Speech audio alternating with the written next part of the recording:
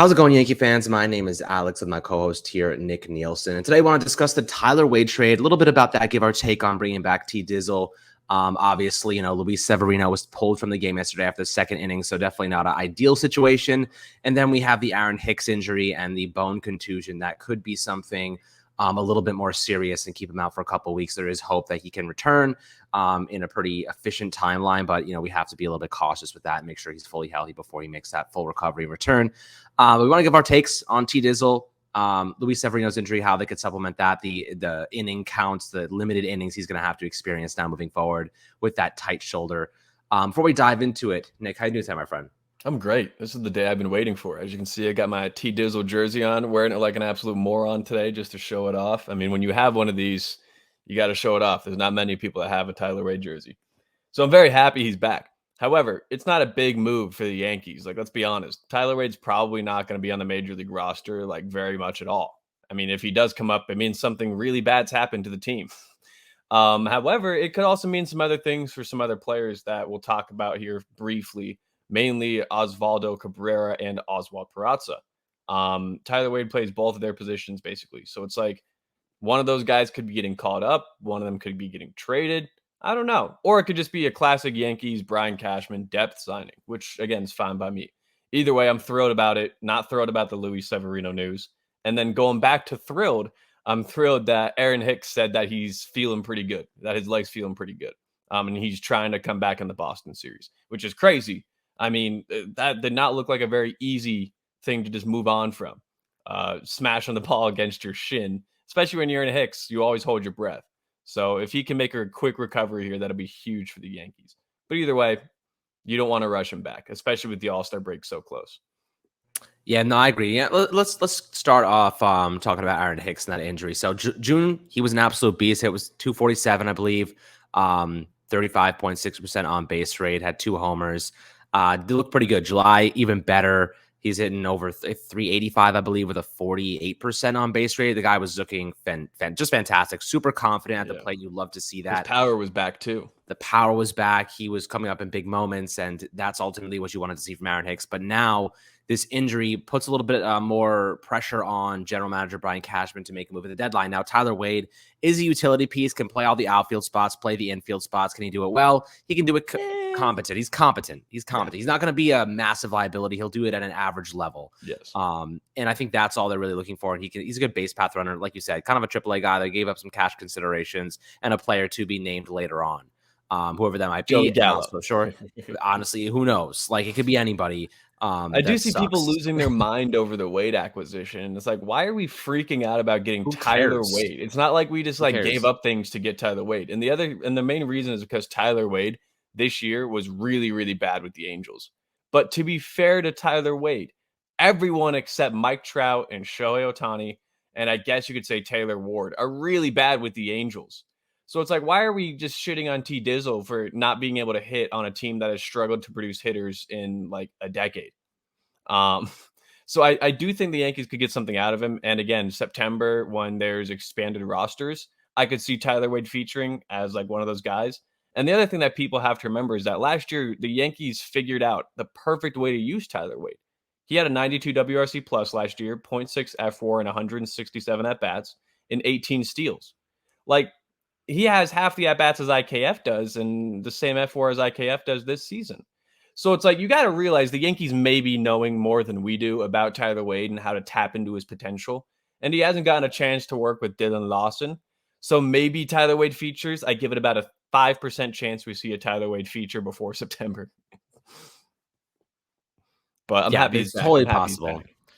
Yeah, no, I mean, look, it's fine. I don't think he's a liability. I don't think that, we should care much about this. This is not the trade this is not the only deal Cashman's going to make. I think he just wanted a familiar face who understood what they were looking for. But this is the centerpiece, right, Alex? This is the big deal. This is the deal. This is bigger than Castillo. This is bigger than Castillo. This is bigger than if Jesus was playing first base with the Yankees. Okay, this is this is Tyler Wade, who is not going to make an impact. He's not going to be anyone we have to worry about. It's just more or less bringing a familiar face. I think he's a depth signing and a AAA guy, especially kind of like you mentioned Luis Castillo just there as like he's not a Luis Castillo, but I do think that this Tyler Wade move could kind of set up a Luis Castillo move because now you got your shortstop, second baseman, so you can deal Peraza if you so choose for Luis Castillo. I don't know if you noticed yesterday he had shaved before the game. Um, so maybe the Yankees see how he pitches tonight and they pull the trigger before he leaves New York. I don't know. But at the same time, Wade now gives the team options. And if the Yankees really want to win with Luis Severino's injury now, kind of segueing, they should definitely get Luis Castillo.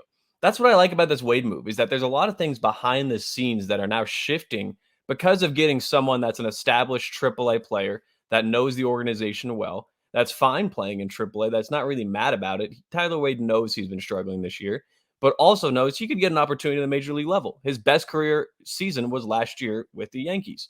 So it's like maybe they know something. And that sets up like ability to move around other shortstops in the farm. Because now you have a guy that's at AAA that's just going to kind of probably sit there for the season and occupy that middle infield spot. So I think this opens up the door to supplement the Severino injury, to potentially get another outfielder if you want to use Peraza in that deal or use another shortstop in that deal.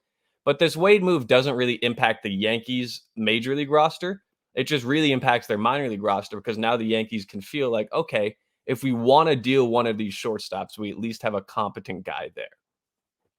Yeah, no, I agree with you. Ultimately, this he's not going to do much of anything. I don't think he's going to be super excessive or productive. But Luis Severino is a little bit more of an interesting one. So Severino woke up yesterday not feeling that great, had shoulder tightness. I wish they didn't pitch him. Why would you pitch him if he woke up saying he felt sore in his shoulder and he was throwing 3 miles an hour slower? They should have just started JP Sears from the get-go. He did a great job. Use a spot start, and he was fine. He gave a couple runs, but it's not the worst thing in the world. Came in relief and was already, didn't get to warm up, really didn't get to do anything. Didn't have. He gave up the runs in his last inning of work, so it's like, well, I can't hate on you too much. You were not expecting to pitch the third, fourth, fifth innings of this game, I bet. Right. So now, though, you have to look ahead and say, okay, Luis Severino is going to be on an innings count.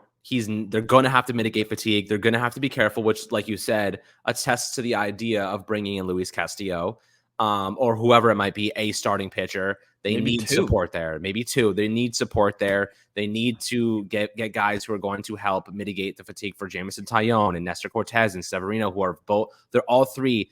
Honestly, I'm surprised they leaned into them as hard as they did, probably because they were looking so good. But all three of them, surprisingly, hit a wall at the same exact moment. So it's like very interesting. I will say it's so weird with Sevy because like before yesterday's start, we were just talking about how Severino's on the upward trend. He's been pitching better as of late. Yeah, it sucks. Like ramping up the innings, throwing hard, throwing like 100 pitches. Like Sevy was looking really, really good, and we're like, this is awesome. He's the one that's exceeding expectations. And then, of course, it was just too good to be true. And he said that his shoulder's sore, and I think they did no, that was on Hicks. So they're gonna get it tested today. He's getting an MRI today on it, so we'll know more. Worst comes to worst, he's kind of in the Ron Marinaccio boat where he's out for a couple of weeks. But at the same time, I don't know if you saw, Ron Marinaccio said he's feeling a lot better, and he did his first bullpen session the other day. So Brian Hoke tweeted it, and it made my day. I think it was yesterday. And if Ron Marinaccio is on his way back, that is huge for this team. Huge. So massive. I think that the other way the Yankees can kind of get around Severino's injury, if for whatever reason they decide not to get Castillo or Montas or someone on the market, which I think they will. I mean, you also have like Zach Gallen out there that you could go look at getting. Maybe you'd have to give up more because he's more protected with the D-backs. But I don't know. There's options is my point. But if they stay internal, they could just use different bullpen options more. They could bring back up Schmidt. They could use Sears more. And that would mean that they'd have two guys that could go 4 innings whenever they need be. So maybe they do that to supplement if they don't want to lose a lot of prospect capital. But I truly believe that to really help the Yankees, even before Severino's injury, it was to get Castillo. And now after Severino's injury, it just seems even more necessary. I mean, especially given the fact that this team, like their starting pitching is struggling to get by the Reds. Yeah, no, you're right. It'll be interesting. There's a lot of different things the Yankees can do, but ultimately trade deadline is going to be a pretty important variable in this equation. So I am curious to see how general manager Brian Cashman does supplement this. But guys, I'd love to hear your perspectives below on Tyler Wade, Luis Severino's injury, Aaron Hicks' injury. How do you think they should supplement these guys? Do you think that there should be a big splash move, maybe a couple big splash moves? There's a lot of different ideas that we can come up with to T supplement things, Dizzle in the but rotation, dude. God forbid that happens.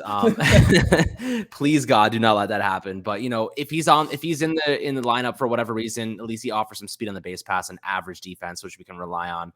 He's nothing crazy. It's just a familiar face that knows the organization, knows what they require and expect. And I think that's something that General Manager Brian Cashman does value. But my friends, hope you enjoyed this Fireside Yankees episode. Make sure to drop a like and subscription as always, and we'll catch you guys on the next one.